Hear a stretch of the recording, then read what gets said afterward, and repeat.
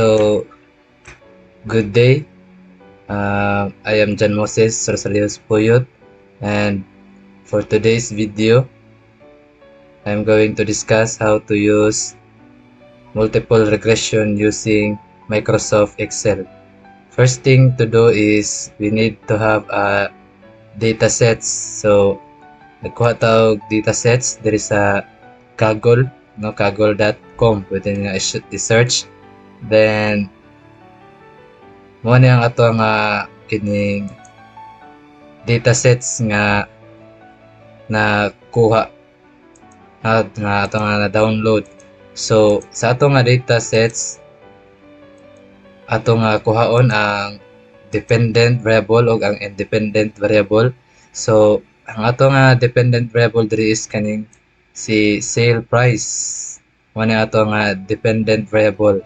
Then ang ato sad nga independent variable duha kay multiple regression man ta, kay si MRP o si number of ratings.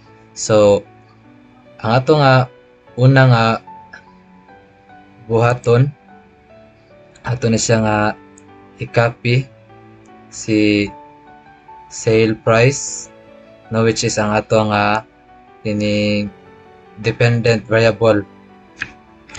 Ctrl C, then ato ta sa ato nga ining Excel, then ato rin siya nga i-paste. So muna ang ato nga dependent variable. Then ang atong independent variable is si MRP and number of ratings. So ato sad nga i-copy ang ato nga ining independent variable. So to C, dayon paste na to, Ctrl V. Then last is ang ato nga isa ka independent variable, which is the number of ratings. Ito na siya i-copy. Then ito i-paste. So ano ito makita sa ito nga data sets, no, ang ato nga dependent variable which is sale price, and dependent ato nga variable MRP and number of ratings. So next thing to do is ato nga arito sa ato nga data, then atong data analysis, then click atong regression, okay. Then atong input y range is kani ato nga dependent variable which is ang sale price. So okay na ni siya. Then ang ato nga independent variable is si MRP and number of ratings. So muna yung ato nga independent variable. So ato na siya nga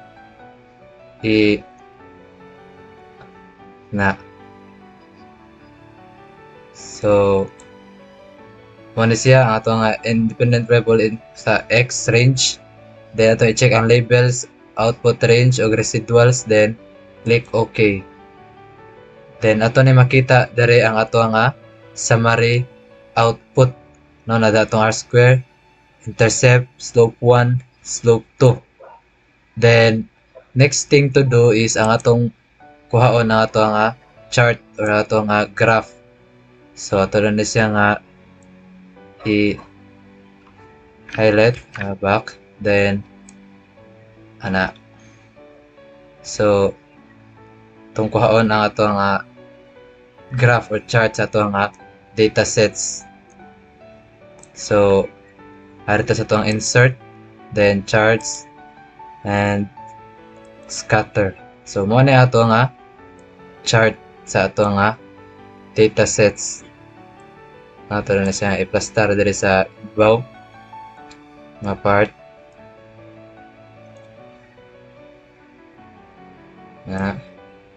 So ang next is ato nga kining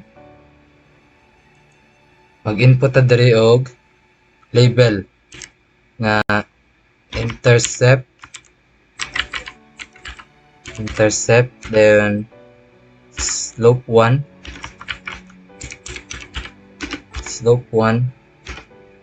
then slope 2, then atong r squared,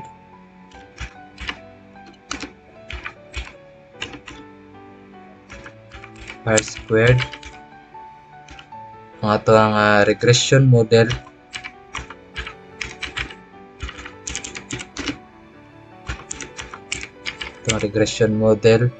then ang atong observation sa atong data sets. Ay, that's money. Nato na siya i-highlight atong kuluran lang para atong maklaro. Kung sa lang atong i-color. So, ang atong buhaton sunod is itong kuhaon ang intercept, no? Kana intercept. So, ang intercept na to dara. Muna siya ang atong ibutang diri sa atong intercept. So, muna siya. Then, ang atong slope 1. Muna atong slope 1. Then, ang atong slope 2. Kani siya. Muna atong slope 2. Then, base. So, ang atong r squared na diri sa ibabaw. Ano muna atong r squared. So, ito siyang ibutang dire. So, muna atong r squared.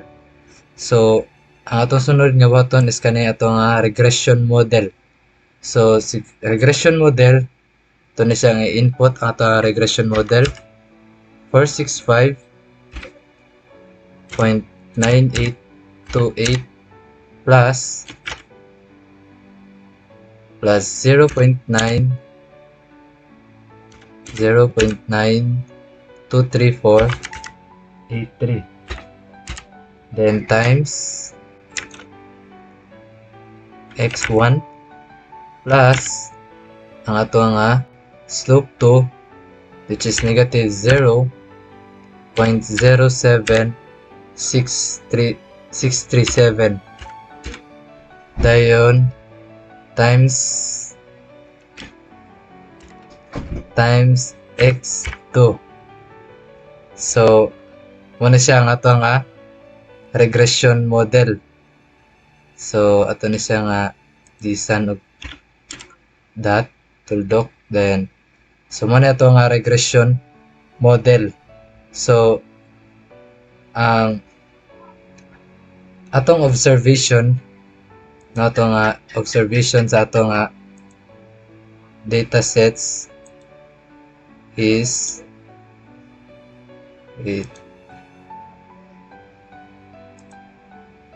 atong so muna itong observation, insert lang nato. So, ang atong observation sa atong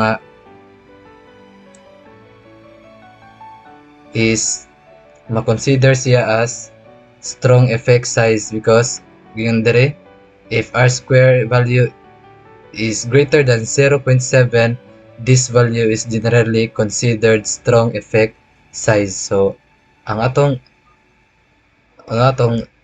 r square is 0.97, so greater than siya, so consider siya as strong effect size.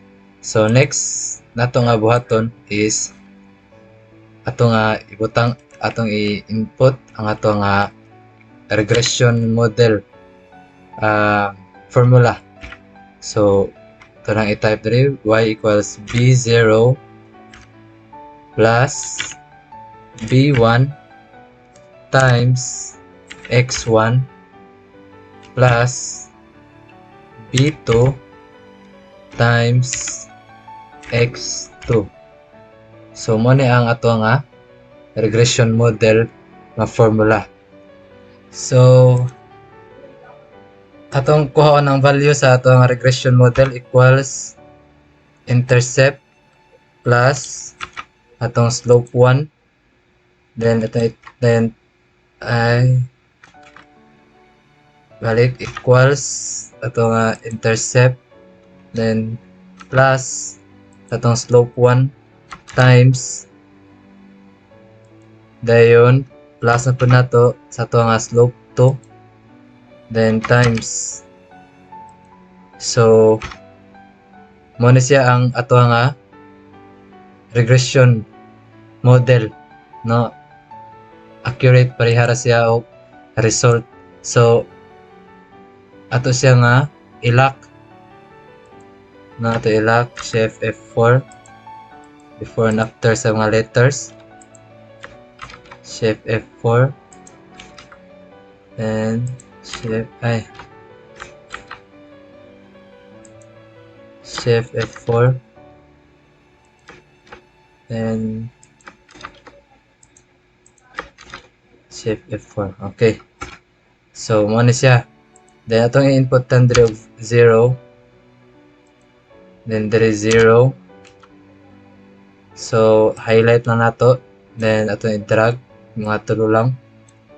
So mo na siya. Atong i-test if ang atong i-change ang value dire of 1, mausab ba siya ang value dire. So as you can see, nausab siya. Then dire pod ato i-change og 1, so nausab siya. Then ato siya i-copy ang copy na to dire 5 lang ka ni siya 5, then ato i-copy dayon ato siya i-paste dire 5, control V. So mo ni siya ang result. So atong nakita before that ato sa ibalik kadiyot sa ibalik, then ato sang kuhaon kung giunsa na siya pag kuha, no? Tanong dire equals then kani siya ato i-minus sa ato nga slope 1. So mo ni siya. So as you can see, sakto siya, accurate. Then dirita itong ibalik atong gibuhat, hindi nato siyang i-copy ng 5 ka data, then ato siya i-copy diri so to diri siya i-copy 5, so control V. So ato nakita, then kung atong tanawon pareha siya diri, no? Accurate tira iya result. Then next nato, so ato siya i-drag paingon sa atong last cells diri 5. So mo na siya ato nakita, no, very accurate, no? Pareha gid siya resulta. Then sa atong predicted value, so mo na tong predicted value nga gikuha. So kining pareha ra sila og result. Then sa atong predicted value ug ang ato actual value, ato nakita na sila difference, no?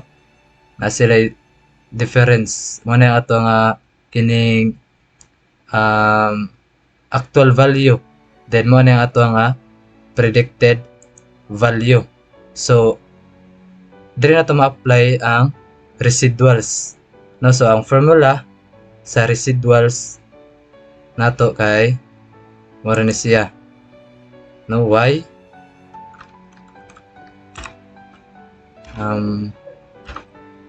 equals B0 plus B1 times X1 plus B2 times X2, then plus E. So ang kaning E mo na siya nagrepresent sa error, no man na siya nagrepresent sa error. Then to sa pagkuha sa ato nga residuals, simple ra ni siya, ato na siya nga i-minus, nato na siya i-minus. So atong i-minus ang ato nga kining actual value or original value sa ato nga i-minus sa kining predicted value nato. So atong i-try. So atong i-enter. So atong nakita ang ato nga residual 3,614 point something. Dire sa atong residual. So atong nakita same ra sila. No, very accurate. So kung ato siyang i-drag, so atong tanawon, no? So very accurate ang ato nga kining result sa ato nga pag-solve. So mo na ang way or paagi nga ato nga gidiscuss karon on how to use multiple regression using Excel. So thank you for watching and God bless.